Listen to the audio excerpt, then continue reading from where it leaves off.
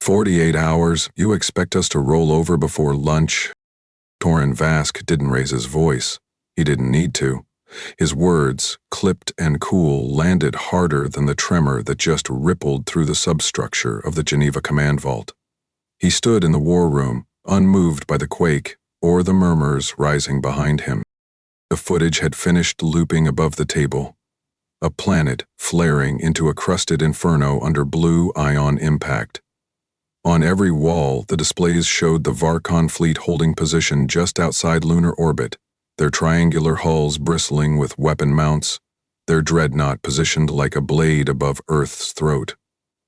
No disguise, no diplomacy, just dominance. High Commander Tarsik's broadcast had arrived 37 minutes ago, slicing into global comms without a traceable point of entry. The creature stood almost 3 meters tall, chitin plated in dark, amber-toned segments, mandibles ticking in rhythm as it issued demands through a translator that rasped with brutal clarity. Submit all military command codes, dissolve sovereign borders, transfer orbital control to Dominion vessels. Non-compliance will result in eradication. The screen had shifted then. Worlds glassed to reflect moons, cities reduced to skeletal frameworks, alien species kneeling in chains. All timed to the Varkan's demand for submission. Torin didn't blink. Around him, representatives from the Terran Strategic Council shifted in their seats. Defense ministers, aerospace generals, technocrats with twitching fingers and reddened eyes. The table vibrated subtly under the pressure of unread alerts and system pings. Their broadcast bypassed our secure relays, murmured Aldrin Foss, Earthcom director. They didn't spoof it, they just injected it. Torin stepped forward. His dark blue uniform bore no rank insignia, only the faded symbol of the old Terran Navy stitched above the chest. His hands were folded behind him, jaw tight, stubble creeping along a jawline that looked carved rather than grown. Age 42 had done little to soften him. Stop staring at the hammer, he said. Start studying the grip. They've shown us the impact. I want to see how they hold the weapon. General Marcor Hest of the Pacific Division, a square-jawed tank of a man with titanium implants lining his neck, leaned in. Even if we understood their systems, we've got nothing to throw at them that doesn't look like a firecracker by comparison. Rail capacities max out at 15,000 meters per second. That dreadnought has hull thickness that could chew through Jovian storms. Torin walked to the projection table, where a cluster of sensor returns sketched out Varkan vessel formations.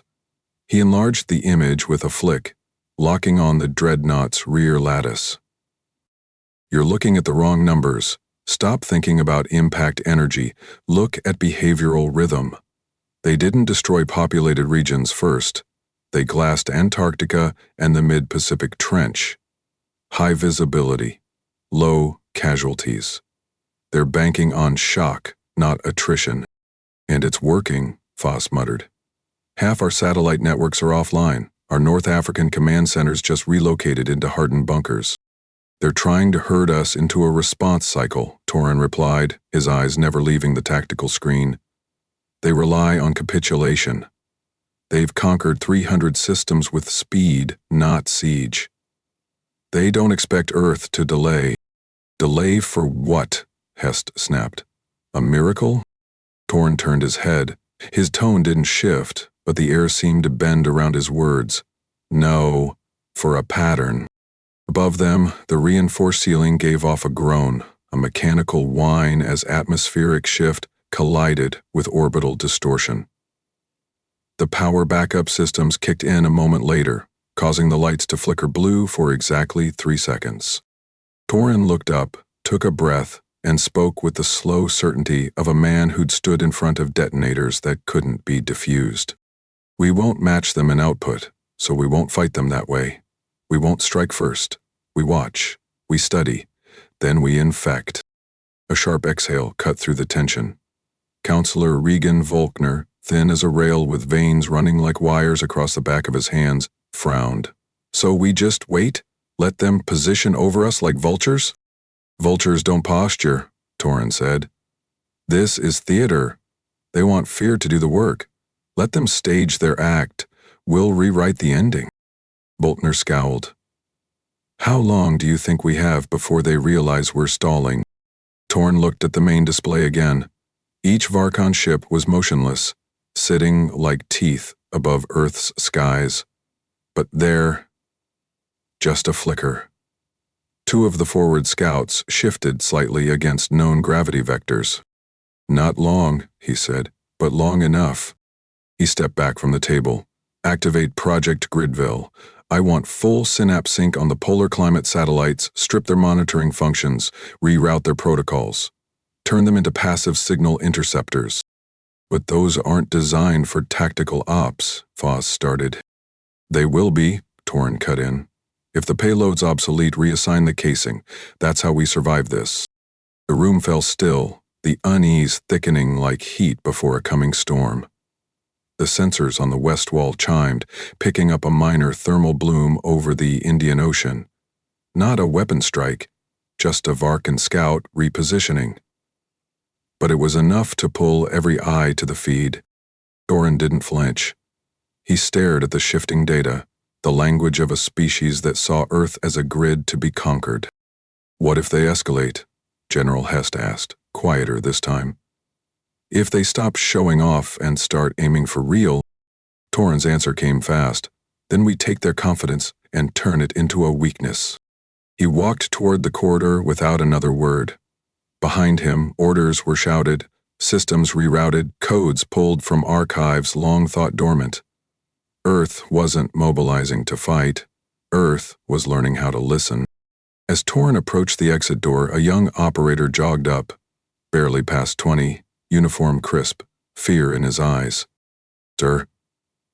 Should I begin the contingency upload? The Varkan warning said. Torin halted, turned his head slightly, eyes narrowed. You don't answer a threat like that with panic, he said. You answer with something they've never seen before. He pushed open the armored door. Cold air surged in, laced with metallic dust and ozone-free pressurization discharge. The bunker's filtration systems hadn't caught up yet. From the mountains beyond the vault, the first faint arc of a Varkan beam could be seen carving a distant canyon edge. Torin didn't look away. Let them fire, he murmured. We're not done watching. The beam had left a trench wide enough to be seen from orbit. Torin Vask stood beneath the reinforced canopy of the Geneva Vault's secondary command room, watching satellite footage of what was once the Ross ice shelf. Now it looked carved by a planetary scalpel. Water boiled outwards in chaotic jets, vapor blanketing the sky for 3,000 kilometers. He didn't flinch. His fingers, stained with graphite from scrawled tactical overlays, tightened around a mug he hadn't sipped from in hours. They're not aiming to cripple our defenses, he said without turning. They're aiming to break our posture.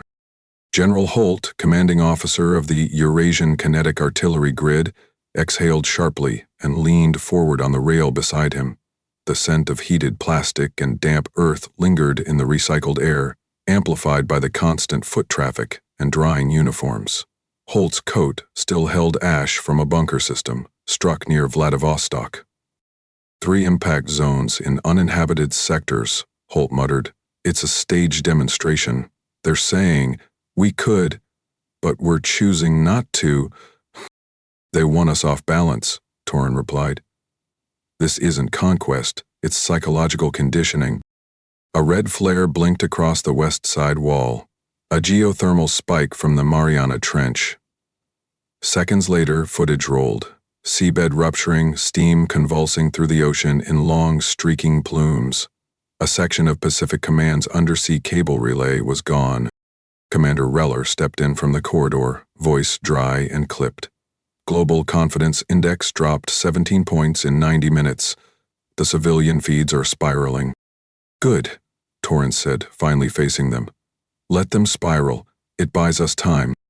They stared. Holt cleared his throat. I thought the plan was stability. Not anymore, Torin replied. Fear slows down the Varkan more than unity ever will. It clouds predictive models. Makes Earth harder to analyze. The room quieted, broken only by the hum of atmospheric filtering. Torin set the mug down. Where's Drayton? He's in the Gridvale chamber, said Reller. Pulled 4 operatives from Cryosec and a linguistics dev team. Said not to bother him unless the sky was on fire. Torin's boots echoed sharply down the corridor as he left the vault's upper tier, bypassing the outer elevators and slipping into the auxiliary tram. The air inside reeked of insulation foam and heated rubber from overclocked turbine motors. As the tram lurched toward the comms annex, a secondary quake hit, the kind that came not from tectonics, but from orbital impact shock transmitted through upper atmosphere compression. The light snapped twice, then held. Inside Gridvale, the temperature was colder than the rest of the vault. Equipment hummed softly around a chamber repurposed from climate anomaly archives. Shelves and cores stacked with cobwebbed microdrives, now housing Earth's last functional polar orbit satellites. The only sound came from data racks ventilating with a low hiss. No one spoke above a whisper. Niels Drayton sat cross-legged on the grated floor, sleeves rolled, tablet braced against one knee, cables spliced through the grating like vines. Early 30s, narrow shoulders, unshaved jaw.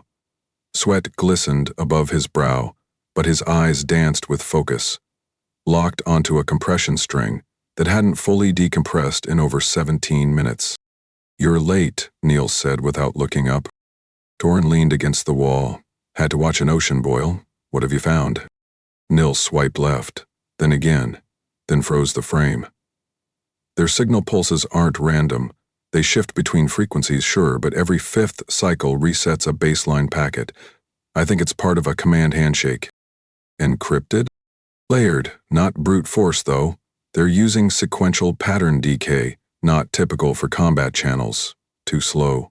This is structural coordination, like a backbone for synchronized actions. Torin crossed his arms. You're saying there's a rhythm we can exploit? I'm saying they're using stability to coordinate. Break the pattern, and their fleet coordination might desync. Torin nodded once. How long? I need 2 more hours. I need 6 if I'm not interrupted by another atmospheric shockwave shaking my hand off the stylus. I'll give you 3, Torin said. Do it without crashing the interface. He turned to leave but paused at the threshold. They've started broadcasting globally? Niels looked up, frowning. How? Every screen, every comm link, every city center panel, no upload trace, no compression lag. The message is being rendered directly from orbit. What were they showing? Torin hesitated. Children in cages, cities in flames. All alien. All kneeling. One word over it. Niels's voice dropped. Earth? Back in the upper command level, Torin returned to find half the bunker staring at the wall displays. One screen flickered with footage of a young being, 4-limbed, pale-eyed, dragged across stone under guard escort.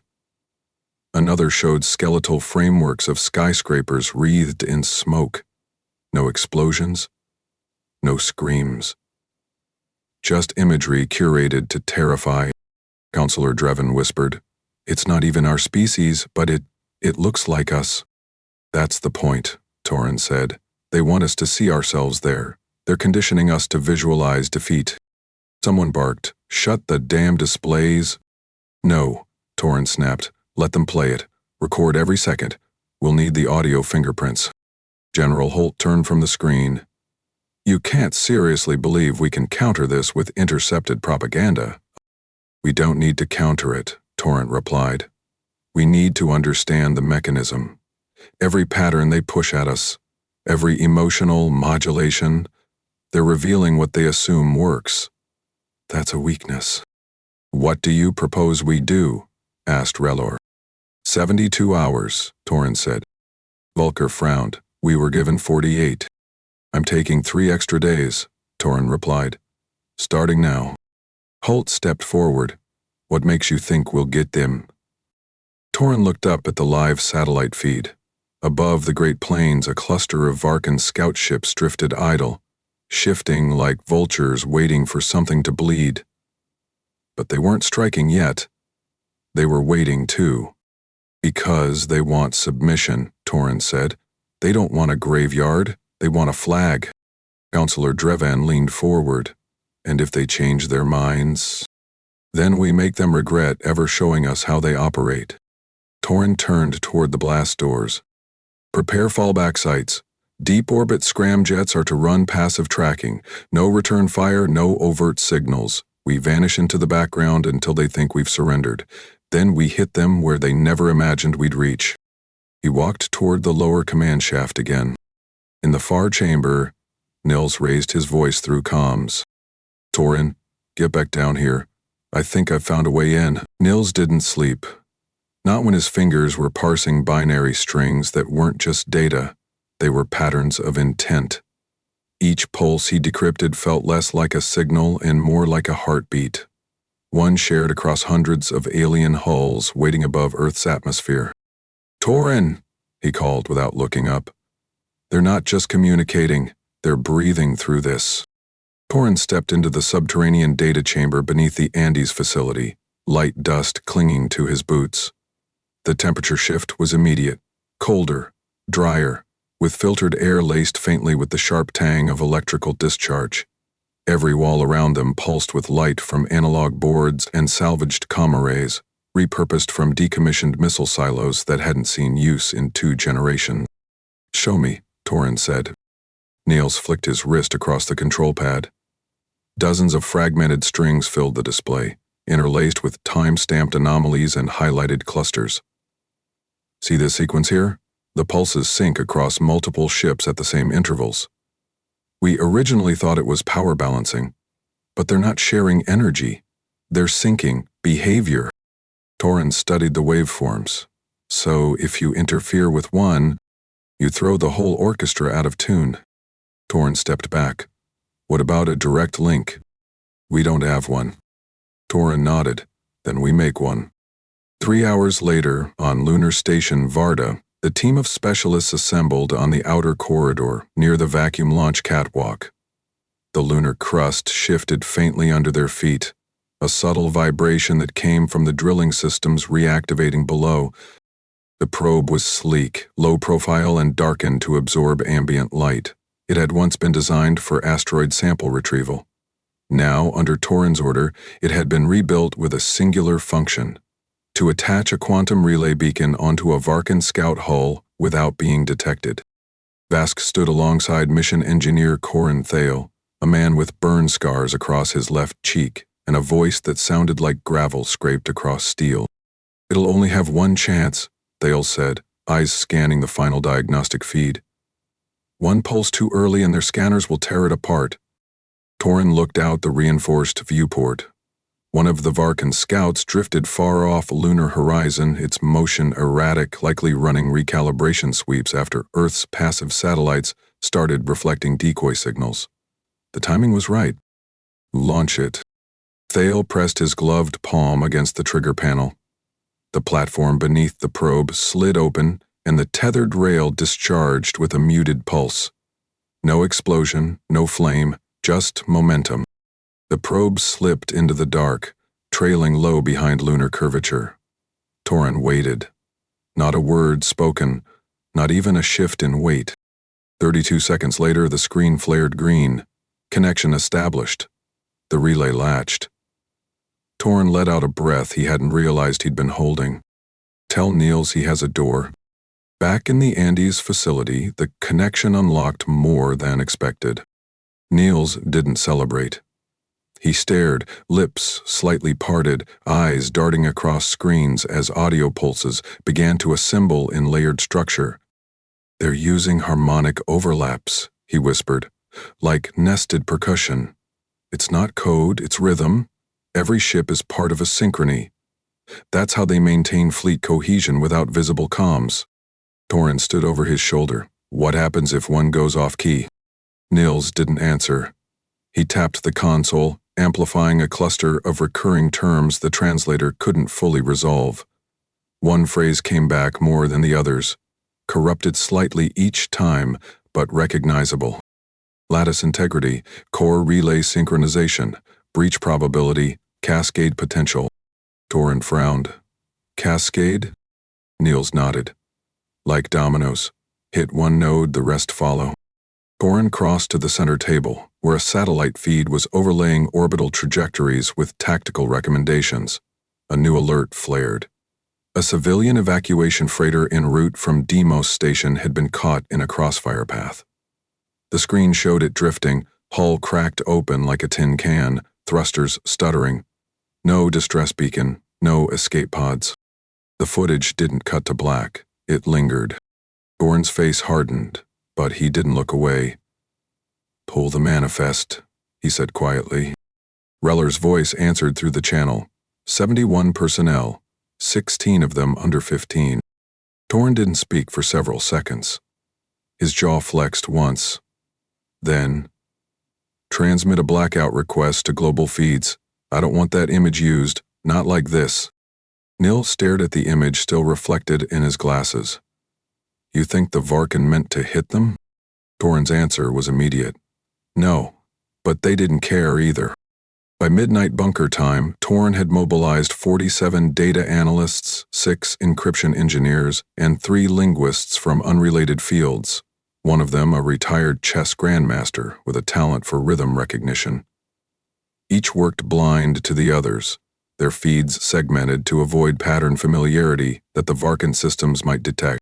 Torin kept everything firewalled into isolated cells, some buried 5 kilometers underground, some orbiting on stealth satellites mimicking defunct telecom systems. One by one, the puzzle tightened. On the third hour, Nils leaned back and wiped the sweat from his eyelid with the back of his wrist. "I've seen enough," he said. Torin crossed the floor in 2 strides. "What is it?" Nils rotated the screen toward him. "They call it a fusion lattice relay. Each Varkan capital ship is synced into a network. They don't shield individually. They project one blanket across all ships. Shared field. Shared strain." Torin's eyes narrowed. "Meaning?" Niels tapped once more. "Calm lattice breaks, all rupture." The room stood frozen in quiet compression. For a brief moment, no one moved. Then Torin turned toward the intercom's relay. "Ring me Thale. Begin compiling targeting vectors. We find the point where the net is stretched the thinnest, and we snap it." Torin Vask stood inside the underground war vault with a schematic sprawled across the table in front of him. Every light source in the room had been dimmed to a burnished gold to reduce eye fatigue. Less strain, more focus. Rows of engineers, cryptographers, and command officers filled the outer tiers, each operating a system that was never meant to be resurrected. "Wake every silo tied to the cold orbit program," he ordered, voice firm. "I don't care how many manuals we need to retranslate, I want flight-ready status in 20 hours. Some of those rockets haven't seen ignition since before the unification accords," Reller replied, adjusting a thermal brace around his wrist. "One miscalculation, and we lose the entire payload." "We're not aiming to hit anything," Torin answered, eyes locked on a fleet alignment map. "We're aiming to look like we're trying." Inside a cryogenics vault beneath Siberia's frozen bedrock, sealed launch cores stirred. Dust layered the hinges. The cold in that shaft wasn't synthetic. It came from the real permafrost that coated the walls and made every breath ache. Mechanical arms moved sluggishly at first, then with steady rhythm as old fuel cells were swapped, command links calibrated, rusted external armor plates cracked open and repaired. These weren't weapons of conquest. They were ghosts of a different war, built for a world that never used them. Now, reprogrammed, they'd take flight under a banner not of offense, but deception. Torin moved across the bunker, bypassing the primary control room and entering a smaller interface chamber where Nils Drayton sat, face pale from hours of unbroken concentration. "The signal's stable," Nils muttered, not turning away from his interface. "But if they detect even a bite out of pattern, they'll shut down the entire grid." "Walk me through it again," Torin said. We're not sending malware, not in the traditional sense. The Varkon command lattice recognizes updates through a rotating packet format, like a shared memory buffer. Every flagship receives routine sync instructions from a central cipher node. We are mimicking a maintenance ping. Just one? Only one? Torin asked. More than that, and they'll trigger a multi-layer checksum, Niels replied. One payload, one window. That's the breach.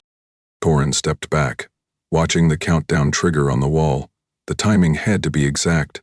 There would be no second attempt. Not after what they were about to risk. Begin Operation Icarus, he said. The northern hemisphere sky lit first 12 decoy launches from Greenland, Alaska, and northern Sweden. Decommissioned rockets screamed into the thermosphere, burning trails against clouds thickened by orbital humidity drift. Seconds later, the southern arc ignited, from Argentina's salt flats to forgotten base stations in the Namibian interior. Identical towers released their payloads into synchronized arcs. Each missile was preloaded with dummy targeting data, older than half the command staff watching from Geneva. But their purpose wasn't damage. It was noise. A full-spectrum energy signature, laced with historic Earth warfare patterns designed to make the Varkan fleet twitch. And it worked. Above the atmosphere, 3 Varkan squadrons shifted their position, breaking formation and repositioning toward the western hemisphere. A full fifth of their orbital presence had just split away from the dreadnought. Inside the Andes control bunker, sweat streaked down the side of Nils' temple. The air conditioning in the relay room was offline to prevent static interference. His fingers hovered over the transmitter panel. I need confirmation on packet insertion route, he called. An analyst 2 seats down replied. Quantum relay is holding steady. The scout ship hasn't shifted from its orbital path. Channel remains open. Injecting maintenance handshake, Nils said. He didn't hesitate. The code sequence deployed in a single push. No compiling, no cascading dependencies. The mimicry protocol activated and merged with the fleet's rhythm like a drop of dye into water. Undetected. 30 seconds passed. A red glyph appeared on his display, flickered, then turned green. Torin leaned in. Did it land? Nils nodded slowly. The node accepted the update. It's propagating. Far above Earth, the dreadnought remained the largest silhouette in orbit. 50 kilometers of composite armor housing the fleet's command systems, shielding projectors, and primary fusion relays. Its rear support arms, previously dormant, shifted briefly. An automated response to what it believed was a routine calibration directed. It adjusted alignment, and in doing so its core reactor field intersected the outer projection net by a few degrees more than standard. Only briefly, but long enough. Back in the war room, alerts lit the floor. Reactor pulse instability detected, one analyst said, startled. On the flagship. Confirming, yes. Their left side shield field just dropped below standard harmonics. General Holt leaned over the terminal. That's their weak side, right? Torin replied without looking up. It is now. They had what they needed. Exposure. It wouldn't last, and they couldn't strike yet, not while the breach was still stabilizing. Torin turned to Nils. How long can you hold it open? Nils shrugged with both hands, exhausted. As long as they believe we belong inside their rhythm. Torin drew closer. Then keep singing their song. And don't miss a single beat. A tremor shook the outer wall, a faint ripple, likely atmospheric backwash from one of the Varkan counter-barrages, fired at the decoys.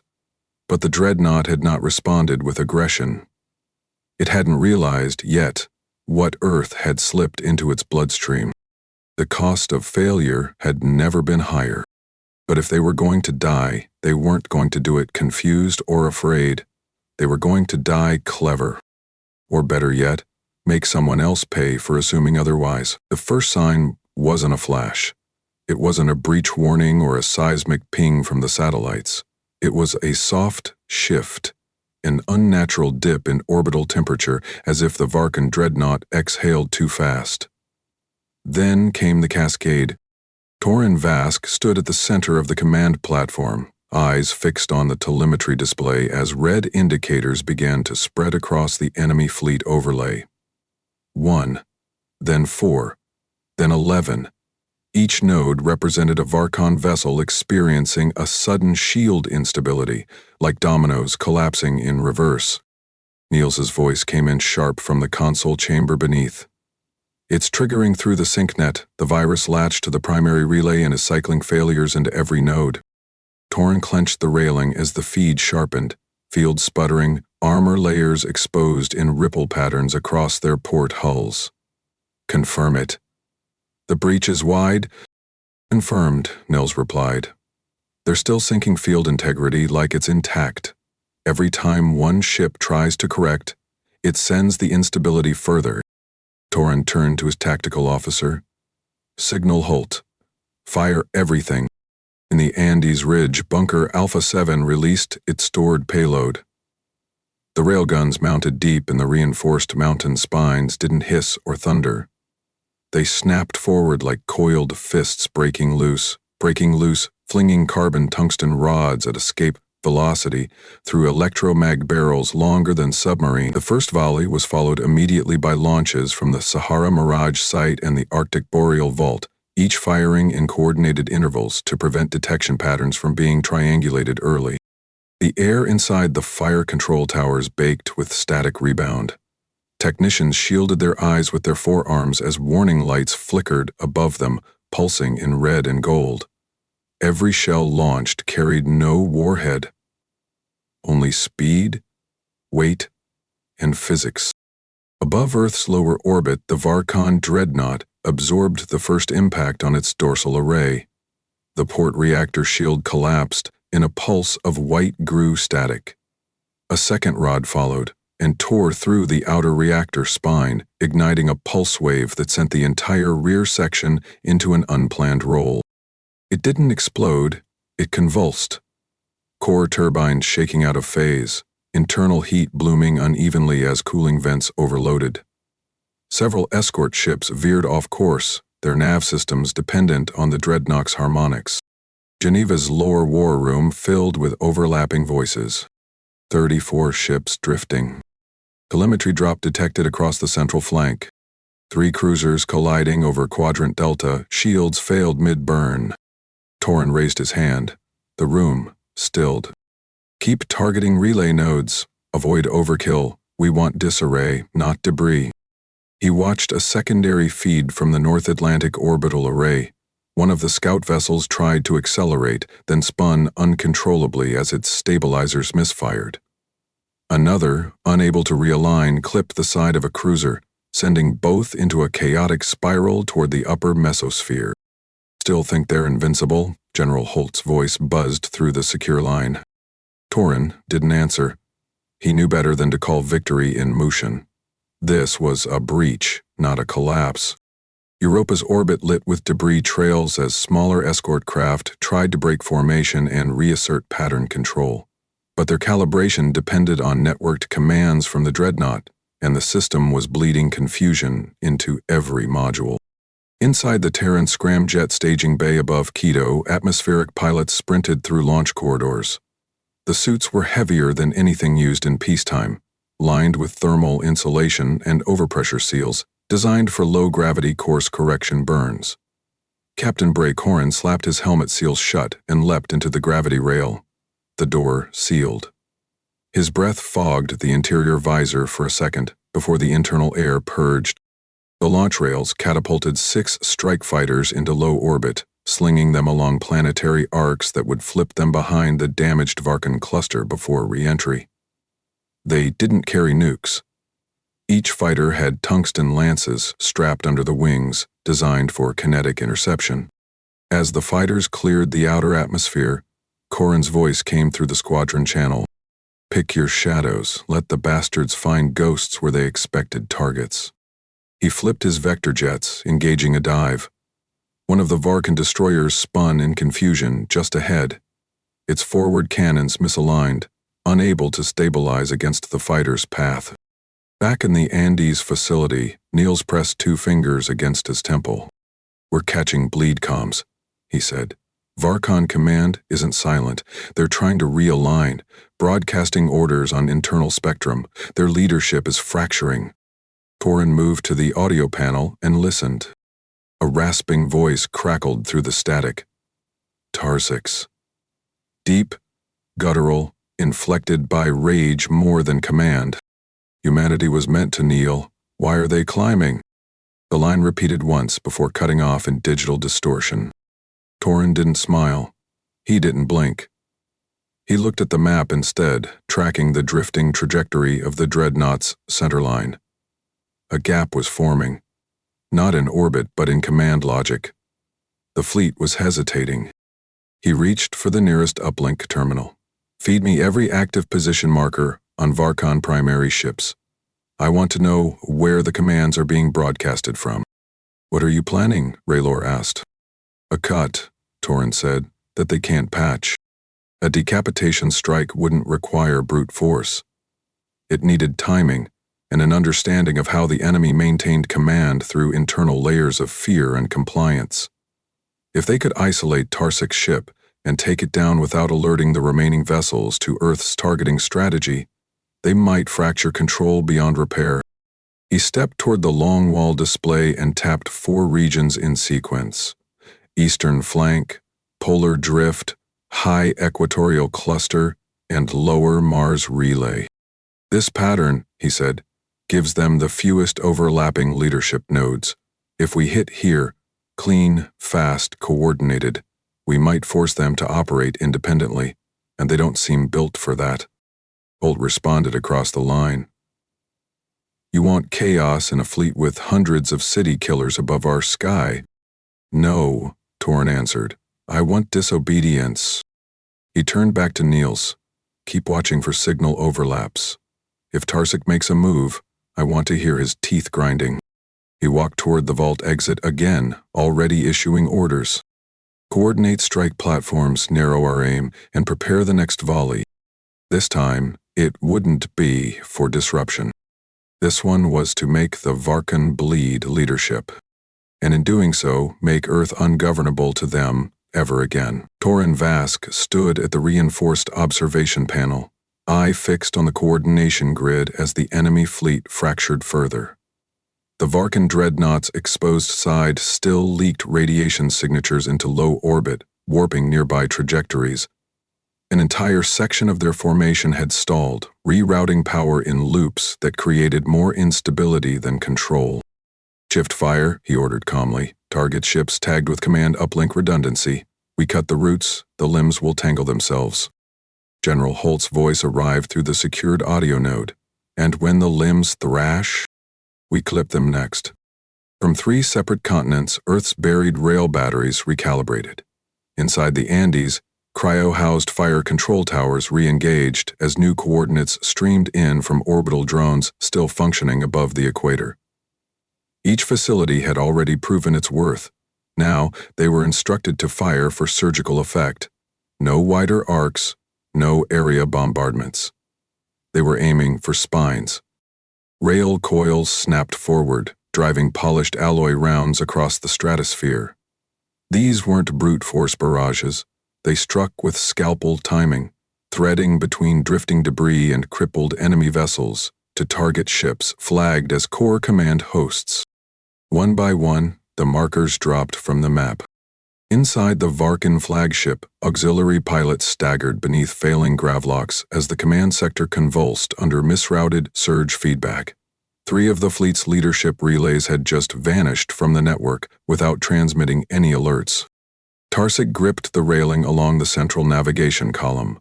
The atmosphere in his chamber shifted uneasily, tinged with the scent of overheated coolant systems and recirculated hydraulic vapor. His subordinate, Straskoon, turned with uncertainty, twitching beneath his scaled lower mandibles.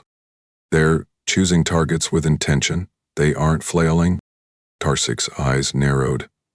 "They are insects beneath a firestorm. Their outcome is already written." Straskoon flinched. "But the nodes..." If they've deciphered our chain, enough. Tarsik leaned closer, then let them drown in defiance. He issued a direct transmission through fleet-wide protocol, the command signal layered threefold to bypass the corrupted hierarchy. Initiate city-level bombardment. Immediate effect. Strike centers of population. Silence this infection before it spreads. But Earth's virus had done more than degrade shields. It had embedded inconsistencies into the Varkon targeting schema. Every attempt to lock coordinates passed through infected relays, twisting input data just enough to cause misalignment. As the first salvos discharged, the result was chaos. Plasma strikes detonated far from intended locations. One beam scorched a stretch of uninhabited Mongolian plateau.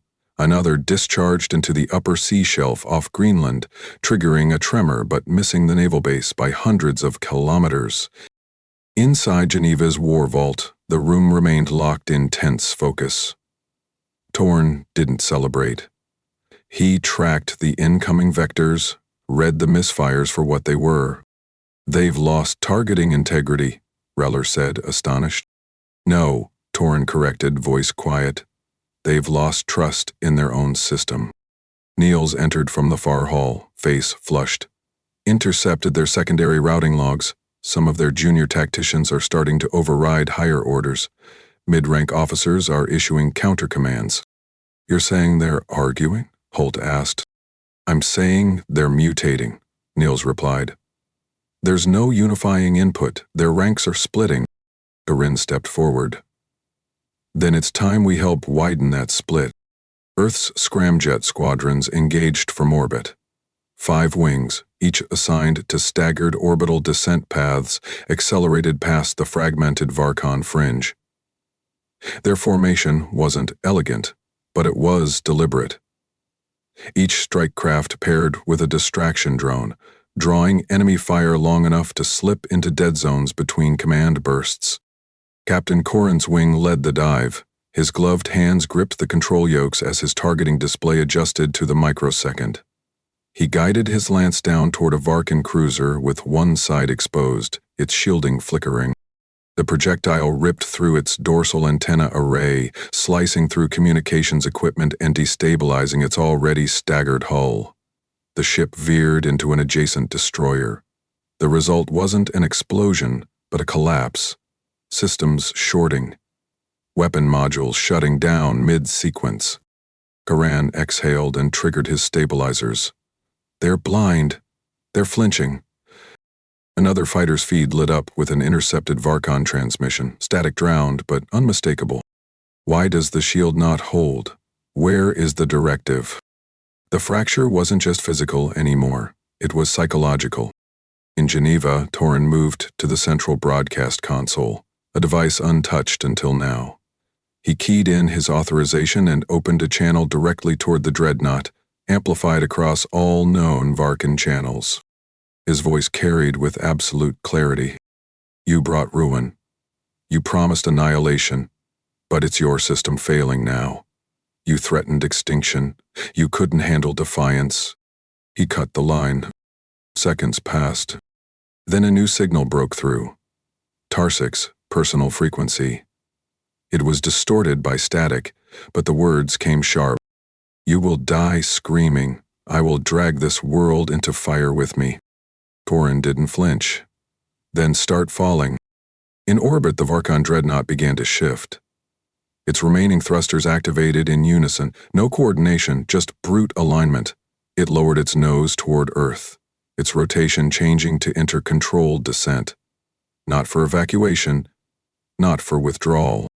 For collision. Technicians scrambled across Earth's monitoring stations. Alarms pulsed across air bases as trajectory data poured in. Tarsik was guiding the vessel into the upper atmosphere, aiming it like a spearhead. Torren saw it instantly. That's not strategy. That's desperation. Relor turned pale. "We can't match its mass, not with atmospheric weapons." "We won't," Torren said. "We'll shoot through it."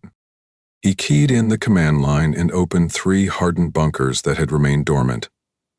Their launch protocols required double confirmation, and Torin entered them manually. Every railgun target the vessel's structural bridge if we sever its back. It'll break up before re-entry, Niels finished, eyes already flicking through trajectory estimates. Exactly, Torin replied. We make him fall in pieces. The dreadnought glowed as friction consumed its outer plating. It began to descend, heavy, burning, unwilling to stop. Earth's retaliation was already loading into the rails. The moment the dreadnought began its descent, everything else fell quiet. Not in silence, but in discipline. Systems clicked back into position. Operators returned to their consoles. No one asked for confirmation. No one blinked. Torin Vask stood in the command vault with his hand hovering over the launch authorization seal. 3 red lights blinked on the panel. All that remained was the final mark. His. He pressed his thumb to the pad. The rails activated. Thousands of kilometers away, buried beneath Andes granite, Earth's largest kinetic array fired the first rod.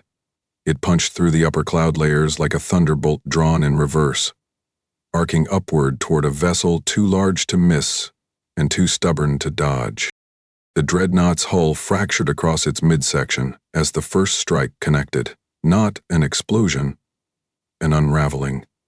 The spine collapsed inward as the support girders failed under the impact, creating shockwave fractures that split along the vessel's frame. The nose dropped faster than its rear, causing the entire body to rotate violently.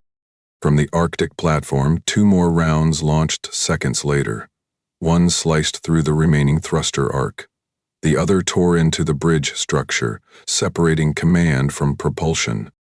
In orbit, Earth's scramjet teams veered away from debris fields forming faster than control centers could chart. Metal fragments glowed with atmospheric friction, creating streaks of red and silver across the upper skies. The dreadnought didn't shatter all at once. It bent, cracked, and peeled apart. Heat shearing bulkheads open, internal reactors venting superheated plasma that spiraled behind the falling wreckage like fire whips. The upper atmosphere ignited in orange flares as pieces of the ship broke off and caught against drag layers. People across Earth raised their eyes to the sky. In the streets of Nairobi, families crowded rooftops, watching arcs of burning debris trace over the horizon. In Tokyo, commuters paused outside shelters, seeing flecks of light shimmer across the skyline. In the plains of Canada, children clutched their parents' hands as the sound arrived. Deep, slow, not a roar but a rumble passed through the ground like thunder, waking the soil itself. Some cried, some laughed, most just stood. The moment didn't need interpretation. In Geneva's war room, Torin watched the telemetry feed go black as the dreadnought's signal finally vanished. The blip that had sat at the top of every orbital chart since the invasion began was gone. No fail-safe transmissions, no fallback contingencies, just impact debris will land in 7 sectors, Relor reported. Already rerouting air traffic, coastal tracking stations are on alert. Torin didn't nod. He stared at the static screen, breathing through his nose. What about the rest of the fleet? He asked. Holt answered over the global secure line. We're seeing scatter formations. About 40 ships are breaking course entirely. 10 more just ignited their reactors. Looks like self-destruct protocols. They're not regrouping. Torin moved to the side wall and tapped into the captured Varkan audio channel. Tarsek's last transmission hadn't been decoded yet. Niels sat beside the translator unit, still soaked in cold sweat, replaying the message frame by frame. The translator unit crackled. One final line filtered through. They weren't supposed to fight like this. Torin closed the terminal. Relay that message, he said. Let every corner of Earth hear it. Let them know we didn't survive because we matched power. We endured because we understood the threat better than it understood itself. The feed reconnected with orbital monitors. One Varkan cruiser attempted a turn, but its trajectory skewed. The bridge crew likely gone or mutinous. Another spun freely, burning fuel with no destination. It collided with a drifting command carrier and vanished in a sphere of light. Torin leaned closer to the screen. No pursuit. No recovery ops. Pull our forces back. Rallor turned. They're still in orbit. We could clean the field. No, Torin said firmly. We're not going to turn a defense into a conquest. General Holt didn't argue. Then what's next? Torin walked across the control deck, passing officers who had spent the last 72 hours without sleep, without certainty, without knowing if any of this would work. He paused in front of the central command board and keyed a public broadcast line. The words weren't planned. They didn't need to be. To the people of Earth, he said, this wasn't a victory parade. There was no parade route, just impact craters and the memory of what we nearly lost. We did not fight to conquer. We fought to survive, and now we choose not to become what came to destroy us. He ended the transmission and looked to Nils. Send the fallback code to every defense station, full recall. Global defense protocols enter restructuring phase immediately. No one rests until we've ensured this never happens again. Nils nodded. And the Varkon wreckage? Mark everything. Nothing leaves orbit without tracking tags. Outside, the last fragments of the dreadnoughts streaked across the upper cloud layers. In some regions, ash fell with it, fine gray particles that dusted rooftops and water surfaces like volcanic snow. Children would later collect it in glass jars, not knowing they were holding what once hovered above their world as a symbol of annihilation. Back in the vault, Torin stepped away from the console. For the first time in days, he closed his eyes. Not in exhaustion, in relief. Earth had bent, but it never broke. The Geneva skyline changed. In the weeks after the Varkon retreat, the last fragments of their dreadnought were dragged from orbit. Cautiously, deliberately. What couldn't be dismantled was left to drift under automated satellite guard. But one section, twisted alloy ribs from the command hull, was pulled earthside and anchored in the plaza outside the former emergency command vault. Welders shaped the jagged beams into a frame wide enough to walk beneath. Engineers stabilized the base with compression locks designed to last centuries. Politicians didn't name it. Soldiers did. They called it the Refusal Monument. Torin Vask stood before it now, sun casting fractured light across the metal's warped contours. The air tasted different here, not filtered, not artificial. Wind passed over the Alps and moved through the city like breath returning to lungs that had held too long. He watched civilians touch the base, some with reverence, others with disbelief. No one spoke. They didn't need to. The weight wasn't grief, it was the memory of standing, despite being told to kneel. He reached into his coat pocket and drew a small bronze emblem. The edges were worn smooth from years spent inside a combat jacket that never made it past the First War. The emblem was simple, a half-faded anchor above a fractured globe. His father had worn it through a war humanity nearly didn't survive. Torin had never put it on. Until now. He stepped forward and pressed the emblem into the weld line between two shards of Varkon steel. It didn't click. It stayed there because he held it there, fingers still for a long second. Then he let go. The brass didn't fall.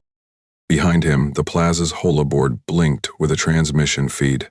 Delegates from Earth's fractured governments, once separate, now bound by crisis, gathered under a new flag. Not a symbol of dominance, a symbol of preparation. The Terran Sentinel Accord had been ratified. One defense command, one oversight structure, no more redundant protocols, no more jurisdictional paralysis. They didn't call it a government. They called it what it was, a shield. Inside the Geneva Command Dome, now converted from wartime operations to global coordination, Nils Drayton walked a curved platform lined with terminals. Analysts in slate uniforms monitored long-distance transmissions. Only now, They weren't intercepting enemy commands. They were listening to the stars. The Advanced Galactic Signal Intelligence Unit, AGSI, was built out of necessity. Niels ran it with the same sleep-deprived focus he had wielded during the invasion, but now his orders were proactive, not reactionary. He wasn't waiting for a strike. He was looking for movement, for signals that suggested another power was watching Earth too closely. He moved past a new technician struggling to align a translation matrix and stopped to adjust a frequency node. "You're mapping it wrong," he said, voice low. "They don't send messages. They send intentions. You're not reading a conversation. You're listening for hesitation." The technician didn't respond, just nodded and started again.